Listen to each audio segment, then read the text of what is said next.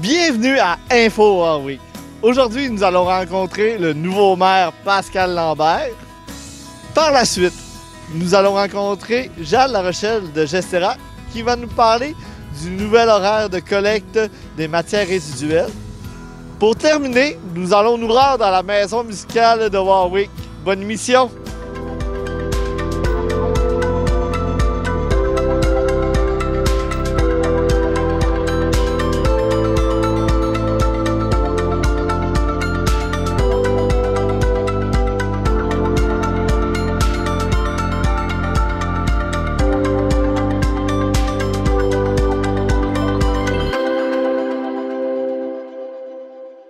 Bonjour, Monsieur Lambert, ça va bien? Bien sûr. Premièrement, félicitations pour votre premier mandat. Oui, merci bien. Excité de vos nouveaux projets? Oui, tout à fait. Mais d'abord, j'aimerais ça remercier la population de Warwick qui m'a fait confiance. Donc, pour moi, c'est un honneur, un privilège de pouvoir représenter les citoyens de Warwick à titre de maire. Donc, c'est vraiment très, très fier de ça. En fait, moi, j'ai plusieurs questions au niveau de votre rôle de maire. Bien, un maire, dans le fond, ça représente les citoyens, comme un conseil municipal. La différence, c'est que je préside la séance, donc c'est moi qui anime, c'est moi qui dirige comme un chef d'orchestre. Donc, on est une équipe. Parfois, il y a des élus qui vont se démarquer. Donc, c'est à moi de donner la parole ou à donner le prestige ou le droit de parole. Donc, c'est un petit peu ça que je fais comme mon mandat de maire. Puis l'élément important aussi, c'est que je représente la municipalité au niveau de la MRC. Donc, tous les maires se rencontrent au niveau de la MRC. On a des décisions qui sont régionales, donc la même chose, je représente les citoyens de Warwick et de mon mieux, je ramène l'information ici avec les élus pour transmettre l'information qui se fait au niveau de la MRC. Dans le fond, vous êtes plus, au niveau du conseil, vous êtes vraiment plus un gestionnaire de parole, de voir que tout le monde a le même droit de parole que tout le monde, puis que ça se communique bien ensemble. Exact. Donc, comme je te dis, le chef d'orchestre, je m'arrange que tous les éléments soient en place pour que tout le monde ait le droit de parole, tout le monde participe aux décisions. Okay. C'est important que tous les conseils municipaux soient là, ont droit de parole, ont droit à leur opinion. Donc, c'est un petit peu ça mon rôle, de bien chapeauter ça. Puis mon expérience de 16 ans me permet, je pense, cet élément-là, de bien le comprendre, de cerner. Il y en a qui sont timides, donc il faut aller les chercher. Ils ont des idées, mais parfois ils ont de la misère à l'exprimer. Donc, c'est à moi d'observer, regarder, puis d'aller les chercher, puis qu'ils expliquent leur dossier, leur point de vue. Surtout que vous avez des nouvelles recrues cette année, là, avec, je pense qu'on a un record de femmes, excusez-moi, de femmes dans le conseil. Exact, 5 femmes au-dessus de notre siège, donc c'est un honneur, c'est un privilège. Puis, tu sais, on vient de passer la période de la Polytechnique, on demande que les femmes prennent leur place, et là, on le voit, nous, au niveau de notre conseil municipal, c'est génial de voir ça. Puis, la responsabilité d'un maire dans l'élaboration d'un projet, mettons, c'est quoi? Bien, souvent, si un citoyen ou un promoteur s'en vient avec une idée, souvent, moi, ce que je recommande souvent, c'est d'aller voir le conseil pour voir un peu l'ouverture. Si le conseil a une ouverture à ce projet-là, ben c'est intéressant de mettre du temps et de l'énergie pour monter un beau projet, un beau dossier. Que souvent, si c'est un dossier qui ne passera pas, au lieu de mettre plein d'énergie, il faut juste aller sentir le pouls du conseil s'il est favorable, quand le conseil est favorable. Mais on met du temps, de l'énergie pour monter un beau dossier. Je te dirais, c'est un petit peu ça, moi, que je recommande aux citoyens ou aux promoteurs qui s'en viennent chez nous Warwick. Nous, notre réflexion, c'est est-ce que c'est bon pour notre population? Est-ce que c'est bon pour nos commerces? Est-ce que c'est intéressant d'avoir ce service-là ou ce bâtiment-là, quoi que ce soit? Donc, oui, il faut avoir une ouverture en premier. Puis par la suite, après notre réflexion, on dit aux promoteurs ou aux citoyens, allez-y, mettez du temps, d'énergie. Moi, je pense pas qu'on doit refuser un projet à tout coup. Il faut réfléchir puis voir les besoins de ça. OK. Ensuite, j'aimerais ça aussi parler un peu des rencontres municipales. Parce que je sais que pas mal de la population voit qu'est-ce qui arrive lors d'une séance de conseil. Ça, je pense qu'il y a beaucoup de travail derrière. Oui. En effet, je te dirais, avant nous, une séance publique, il y a toujours, entre moi et la directrice générale, Mme Lemieux, on se rencontre, on discute, elle nous présente ses points qu'elle aimerait présenter, fait qu'on en discute. Si, mettons, on voit que c'est trop lourd, on va peut-être enlever les dossiers qui sont moins prioritaires. Donc, il y a toujours un travail qui se fait en amont entre moi et Mme Lemieux. Puis par la suite, là, il y a toujours une séance de travail avec les élus. Là, c'est là qu'on discute des dossiers, les pour, les contre, puis on argumente, puis Fait que c'est vraiment, la séance de travail, c'est vraiment, on commence à 5 heures, puis à 9 heures, on essaie de quitter. Des fois, ça déborde, mais bon, ça, c'est notre mandat. C'est notre nouveau, parce qu'avant, on commençait à 7 heures, 6 heures, 7 heures, puis des fois, on ramassait à 10h30, 11 heures. 10h30, 11 heures, je peux te dire que la tête n'est plus tellement là. Mais c'est pour ça que maintenant, on commence à 5 heures, puis à 9 heures, on essaie de quitter là, pour notre séance. Donc, notre séance de travail, là, c'est vraiment là qu'il y a les discussions sur tous les dossiers ouvertes. Fait que les pour et les contre, c'est là qu'on argumente. Puis quand c'est favorable, ben, on le ramène, ou si c'est défavorable, on le ramène vraiment en séance publique. Fait que nos discussions vont beaucoup plus en séance de travail. Je crois que vous allez chercher beaucoup plus d'informations en rencontrant aussi les cadres qui vous expliquent les projets comme l'urbanisme, les services d'incendie. Exact, oui. En séance de travail, c'est ça, tous les cadres viennent nous rencontrer, puis ils déposent, dans le fond, quand ils nous présentent leur projet, c'est quoi qu'ils veulent. Ils faire une réflexion de la rue, pourquoi, puis ils nous expliquent les coûts. Nous, on pose des questions là-dessus. Puis c'est vraiment à partir de là que quand on arrive en séance publique, bien, notre décision est pas mal décidée. On pourrait changer d'idée en cours de route. S'il y a une information qui nous arrive entre-temps, pourquoi pas, on peut changer les idées. Fait que ça a déjà arrivé dans le passé, mais normalement, quand notre séance de travail est complétée, on a pas mal d'informations, là, on est en mesure de prendre une décision. À quoi ça ressemble une journée en étant maire de Warwick? Bien, je te dirais maintenant que les réseaux sociaux, j'ai beaucoup de commentaires, des messages Messenger ou des emails où les gens m'appellent. J'en ai quand même passablement. Là, je te dis pas que je passe pas ma journée là-dessus, mais quand même, là, j'ai des dossiers. Puis souvent, ben, c'est des questions qui sont très pointues, sont très techniques. Fait que là, je vais aller chercher des informations. Puis quand je maîtrise pas le dossier, souvent, je vais attendre pour prendre une décision ou faire une recommandation. Parce que c'est pas moi qui prends les décisions, c'est le conseil, toujours. Fait que quand je maîtrise pas le dossier, je préfère le reporter pour être sûr d'emmener un éclairage précis. Là, mais c'est ça. Je dirais, par semaine, là c'est sûr que c'est plus volumineux, parce que quand même, je viens d'entrer en fonction au niveau de la MRC. Donc, c'est des dossiers que je connaissais, que j'ai effleurés, mais là, je participe aux décisions. Donc, avant de prendre la décision, je m'assure de bien comprendre le dossier pour pouvoir l'appuyer ou le recommander. Pour un citoyen normal, la MRC, qu'est-ce qu'elle fait pour le citoyen de Warwick? Bien, il y a des champs de compétences qui sont MRC, comme entre autres au niveau des ordures. C'est la MRC qui gère ça. Fait qu'il y a des décisions qui se prennent là, nous on le rapporte ici, puis on essaie de l'intégrer dans notre gestion à nous. Mais vraiment, c'est des champs de compétences de la MRC. Okay. Fait que c'est important de savoir c'est quoi, puis de le ramener ici pour pouvoir le mettre en place. On s'entend qu'en groupe, on est beaucoup plus fort. Fait que si on voudrait développer notre réseau d'ordures chez nous à Warwick, ben, ça prend plus de compétences. Fait que là, c'est la MRC qui le fait. Je pense qu'on est gagnant de le faire.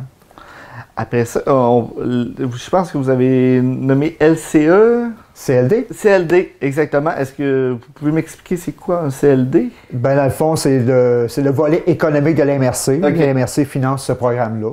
Et quand les gens sont en démarrage d'entreprise, ils ont besoin d'aide. Je n'ai pas de qualification là-dessus, puis on n'offre pas ce service-là à la Ville.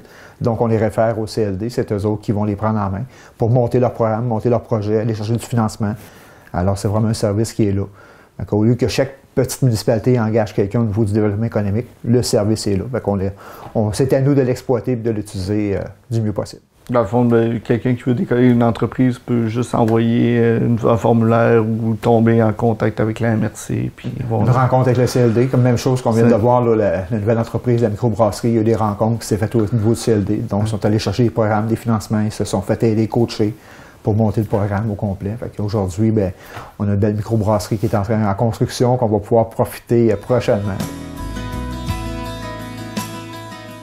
Monsieur Lambert, je crois que vous êtes directeur de l'Arena. Puis je sais que la municipalité offre, subventionne, donne des montants pour l'Arena. Dans le fond, comment ça se passe? Parce que pour éviter le conflit d'intérêts. Oui, en effet. Donc, ça fait 16 ans quand même que je suis au conseil. Et à chaque fois, c'est un dossier qui concerne l'Arena, que ce soit en séance de travail ou en séance publique. Pour les gens qui ont déjà assisté, vous remarquez qu'avant qu'on prenne... Quand l'Arena demande une demande à la Ville, souvent, pas souvent, tout le jour, je me retire.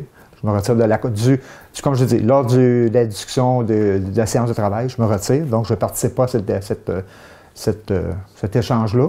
Puis, lors des séances publiques aussi, la même chose, je me retire. Fait que, même à titre de maire, c'est la même chose. On a eu récemment une demande. Dans le fond, c'est juste l'entente de loisirs pour la patinoire extérieure. C'est un mandat que la Ville confie à l'Arena. Fait que la même chose, en séance de travail et en séance publique, je me retire. La décision est prise entre les élus qui sont là. Donc, pour éviter tout conflit d'intérêts. C'est sûr, j'ai aucune rémunération personnelle quand je gère la patinoire extérieure, mais par transparence, je me retire puis je participe aux décisions. On est mieux d'être plus prudent que d'être... J'ai rien à cacher, donc... c'est ça, exactement. Je monte pas de blanche le plus possible. C'est ça. Fait qu'il n'y a pas de conflit d'intérêt dans ce dossier-là. Puis même chose, ce qu'on a racheté cette année, c'est que quand la Ville fait un chèque à l'Arena, c'est pas moi qui le signe, c'est la mairesse suppléante, Mme Comtois, qui signe les chèques. Fait qu'à ce moment-là, j'essaie de montrer le plus possible ma transparence. Monsieur Lambert, j'imagine que vous avez des dossiers prioritaires qui vous tiennent à cœur. Oui, tout à fait. Ben, on vient de commencer. Oui, ça fait longtemps qu'on est. Moi, je suis en place, mais quand même, on a redistribué les rôles des élus au niveau dans différents comités. Je te dirais vraiment là, ce que récemment on met plus d'énergie, c'est vraiment le retour des activités. Donc, les grands événements, que ce soit les fêtes familiales qu'on a laissé tomber dans le passé. On veut que ça revienne, on souhaite le faire de façon respecter toujours là, les mesures sanitaires. Donc, les gens ont besoin de ça. On a eu la fête là, des pompiers qu'il y a eu récemment. Les gens ont participé en grand nombre. Ça a été très apprécié. Fait qu'il faut revenir avec ça. Et on regarde aussi un événement majeur, rassembleur avec beaucoup de monde. Si on est là-dessus.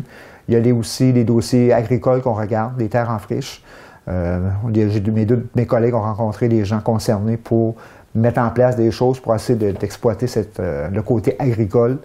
Donc, il y a un travail qui est fait là-dessus. Je te dirais que c'est des dossiers là, vraiment qu'on va mettre de l'énergie vraiment court terme pour faire avancer ces dossiers-là. Ben, sans en parler trop, là, mais la terre en friche pour quelqu'un qui n'est pas agriculteur comme moi ou quoi, ça veut dire quoi, genre? C'est des terres qui ne sont plus cultivées, donc sont là. Puis là, présentement, il y a pas les arbres, mais on peut dire quasiment de la cochonnerie qui pousse là. Donc, la terre n'est pas exploitée présentement. Fait que nous, un peu, puis des fois, c'est pas assez gros pour qu'un cultivateur semer là ou amener toute la machinerie pour faire de quoi là, c'est pas intéressant. Donc, si on veut des micro-agricultures, avec l'école d'agriculture à Victoriaville, pourquoi pas leur offrir un espace de culture. Donc, ils pourraient très bien, les autres, pour leur demande, c'est correct, un petit lopin de terre, où est-ce qu'on peut l'exploiter. Donc, c'est un petit peu ça qu'on va aller chercher à court terme là, pour mettre en place, puis l'offrir, ce service-là.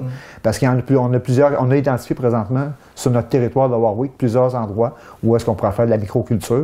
Alors, pourquoi pas parler avec les propriétaires puis offrir cette possibilité-là. Fait qu'on est vraiment dans ce volet-là présentement. Et on espère bien cet été là, commencer ces efforts-là.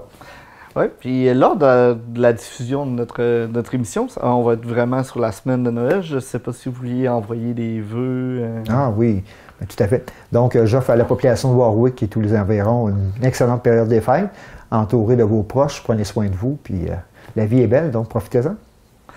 Merci encore mille fois, Monsieur le maire. Ça a vraiment été agréable. Merci à vous. Salut Jade, ça va bien? Salut Alexandre, ça va bien, merci. On s'est vu là, pas long pour les sacs de feuilles, mais là, je pense qu'il y a un autre sujet qui est très chaud. Tout à fait, un autre gros projet qui s'en vient sur tout le territoire de la MRC d'Arthabasca, changement de fréquence dans les collectes des 3 bacs là, résidentiels. OK. Pourquoi on a ce changement-là? Pourquoi on tombe à 3-2? On était à 2 semaines, là, on tombe en fait, à 3? Justement, le projet, il y a 3 mesures principales. La première mesure, c'est la collecte du bac à déchets qui se fera aux 3 semaines plutôt qu'aux 2 semaines. La deuxième mesure, si on veut, c'est le bac à matière organique qui sera ramassé aussi en hiver. Donc, en plus des collectes régulières du calendrier, là, il y aura des collectes en décembre, janvier, février, mars, suite à quoi le calendrier municipal reprend, le calendrier qu'on connaît. Et la troisième mesure, ce sera une limitation à un seul bac à déchets par résidence. Il y aura bien entendu le moyen de se procurer un deuxième bac, mais il ne faut pas paniquer tout de suite. Là. Il y aura un délai transitoire en début d'année 2022 qui permettra là, aux citoyens puis aux municipalités là, de voir venir le coup.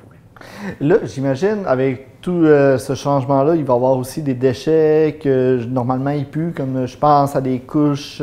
Bien, tout à fait. En fait, en déplaçant de 2 à 3 semaines la collecte du bac à déchets, on a beaucoup de gens là, qui ont peur d'avoir des désagréments liés à la collecte. Là, le bac à déchets, il faut savoir que dans 100% des matières qu'on met du bac à déchets, 72% des matières auraient pu être mieux valorisées, donc mieux triées.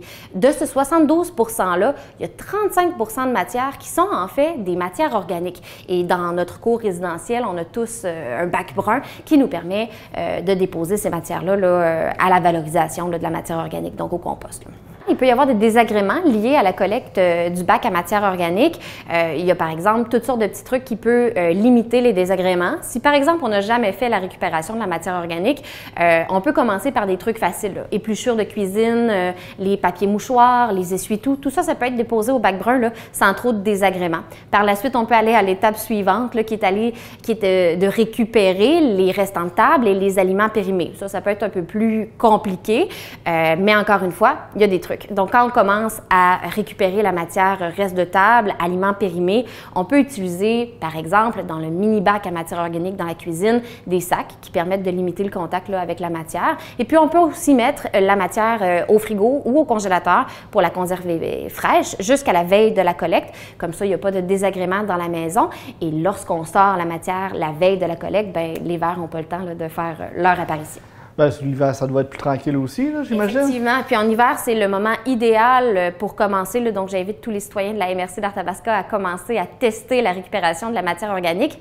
C'est tellement froid à l'extérieur qu'il n'y a aucun désagrément qui se développe, donc aucune odeur, aucun verre. S'il en est un, c'est que la matière va rester collée aux parois de votre bac lors de la collecte. Mais encore une fois, il ne faut pas paniquer. Là. Il n'y a pas de problématique liée à ça. Au printemps, les matières vont ramollir, elles vont se réchauffer et puis les matières partiront là, avec la collecte du bac brun. Pareil, nettoyer son bac brun, ça ne doit pas être... Tout à fait. Ça aussi, c'est un autre petit truc qu'on peut faire. Donc, au printemps, moi, la première, souvent, je trouve que mon bac, là, il a été malmené dans l'hiver. Il y a des matières qui sont restées collées. Je trouve ça un peu moins propre.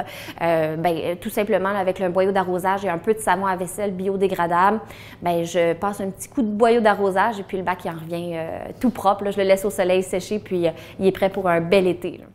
Je sais qu'à Warwick, nous, on n'a pas de bac de compost dans le rural.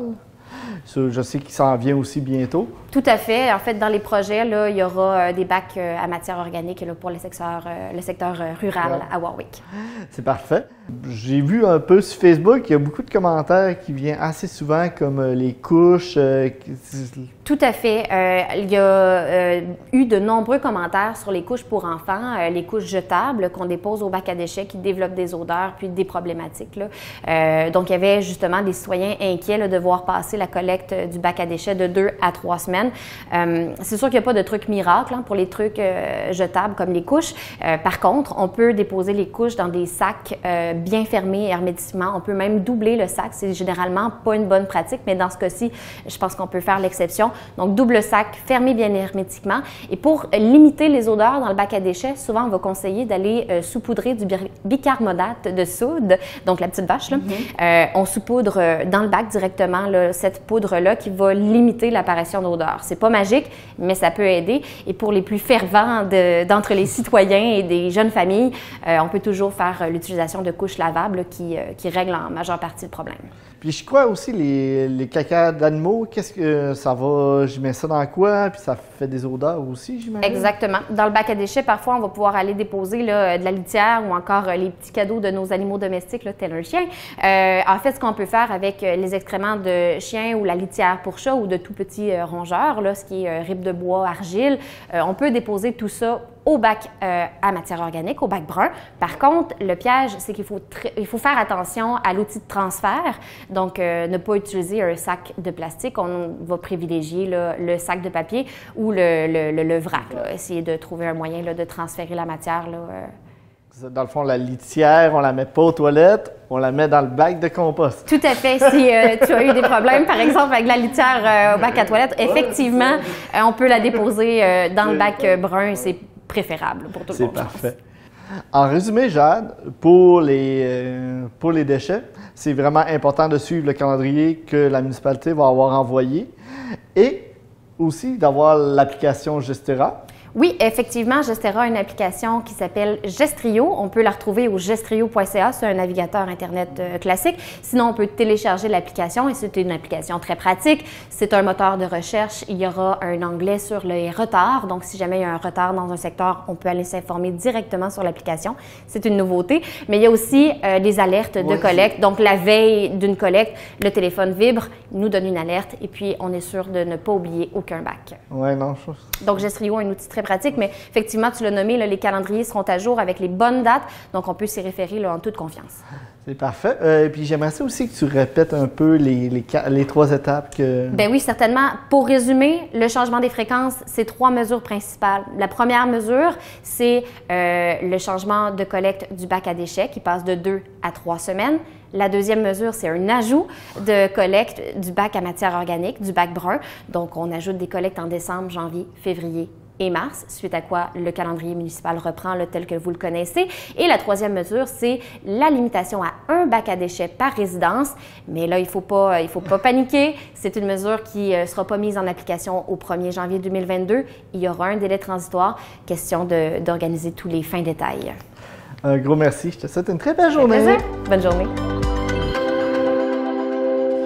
Bonjour René, ça va bien? Oui, bonjour Alexandre, ça va très bien, très bien. Hey, enfin, les spectacles sont revenus, ça fait du bien. Oui, on est vraiment enthousiastes. On a commencé tranquillement. Habituellement, notre saison commence en septembre, mais là, on attendait de voir comment ça se passerait et si les gens étaient prêts à revenir, parce que c'est un espace quand même plus petit que dans une salle de concert. Là, on peut recevoir Mais j'ai fait un sondage téléphonique. J'ai appelé les gens qui viennent souvent, là, depuis le début ou depuis quelques années, puis je leur ai demandé, êtes-vous prêts?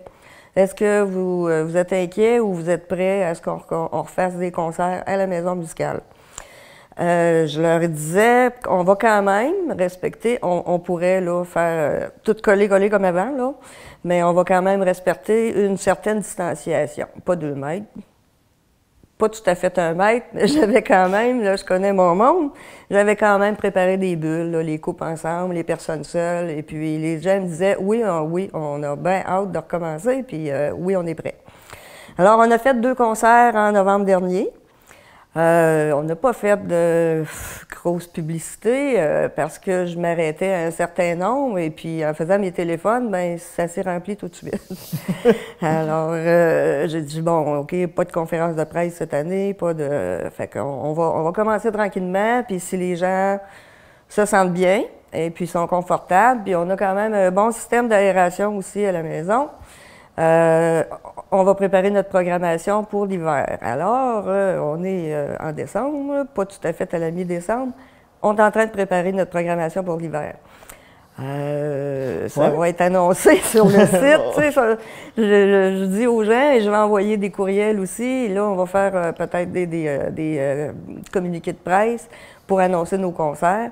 Mais écoute, il va falloir qu'il y ait beaucoup de bouche à oreille parce que ça va être sur le site bientôt.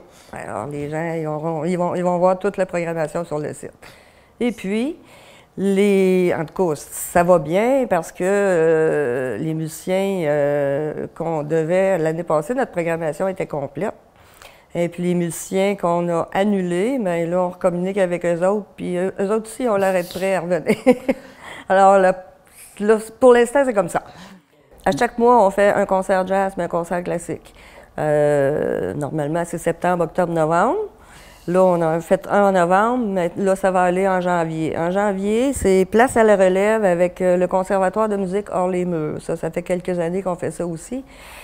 C'est des étudiants du conservatoire que je dirais que c'est des professionnels. C'est extraordinaire, ces concerts-là.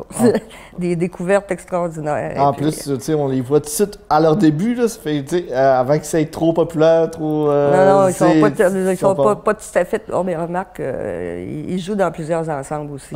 Mais c'est des pros, ils sont vraiment bons. Ensuite, il va y avoir février, mars, avril, on va faire un concert jazz et un concert classique à chaque mois. C'est notre programmation. Nous autres, on fait du jazz puis du classique ici. Il y a des gens qui sont venus essayer, ils sont venus découvrir, mais c'est une ambiance un peu différente d'une salle de concert. Là. Le musicien est là, le public est là.